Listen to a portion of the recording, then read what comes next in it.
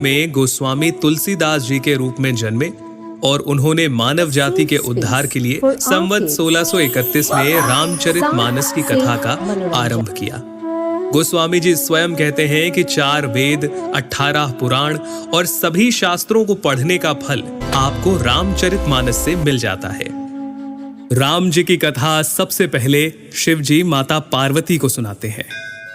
रामचरितमानस के बालकांड में आपको बहुत सारी कथाएं मिल जाएंगी, जैसे सती माता का भ्रम और उनके द्वारा राम जी की परीक्षा, शिवजी द्वारा सती माता का त्यागा जाना, सती माता का दक्ष यज्ञ में जाना और पति के अपमान से दुखी होकर योगाग्नि से देह त्यागना, और फिर पार्वती जी का जन्म और शिव विवाह। परंतु राम जी के अवतार लेने के 2 मुख्य कारण रामचरितमानस में आप जान पाएंगे।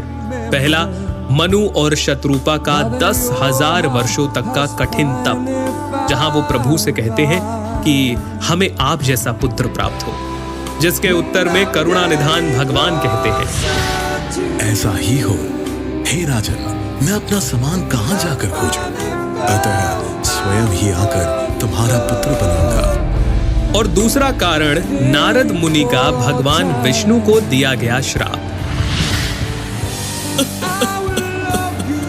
तुमने मुझे ठगा है, अतः अपने किए का फल अवश्य पाओगे। तुमने हमारा रूप बंदर सा बना दिया, अब बंदर ही तुम्हारी सहायता करेंगे। तुमने मेरा बड़ा आहित किया है, इसलिए तुम्हें भी स्त्री वियोग में दुखोगे।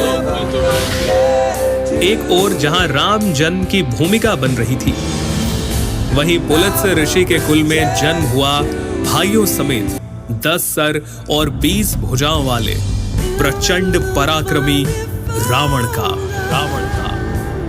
रावण और उसके भाइयों ने ब्रह्मा जी की तपस्या कर उनसे वरदान मांगा। रावण ने कहा, हे जगदीश्वर, वानर और मानव, इन 2 जातियों को छोड़कर हम किसी के मारे ना मरे। और कुंभकर्ण सरस्वती जी के प्रभाव के चलते इंद्रासन के स्थान पर निद्रासन का वर मांग बैठे, और विभीषण ने प्रभु चरणों में निष्काम प्रेम का वरदान मांगा। चलिए आगे बढ़ते हैं और आते हैं राजा दशरथ पर, जिन्हें ग्लानि थी कि उन्हें कोई पुत्र नहीं था। गुरु वशिष्ठ के कहे अनुसार महाराज दशरथ ने ऋषि श्रृंगी को बुलाकर पुत्र कामेष्ठी यज्ञ किया, जहां अग्निदेव स्वयं हाथ में चरु यानी कि खीर लिए प्रकट हुए, और इस खीर के प्रभाव से तीनों रानियां यानी माता कौशल्या, माता कैकेयी और माता सुमित्रा गर्भवती हुई, और चैत्र मास के शुक्ल पक्ष की 9वीं तिथि को दोपहर के समय प्रभु श्री राम का प्राकट्य हुआ। 9वीं तिथि मधुमास पुनीता,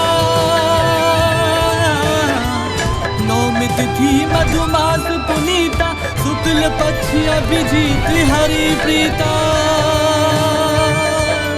मध्य दिवस अति शीत न घामा, पावन काल लोक विश्रामा।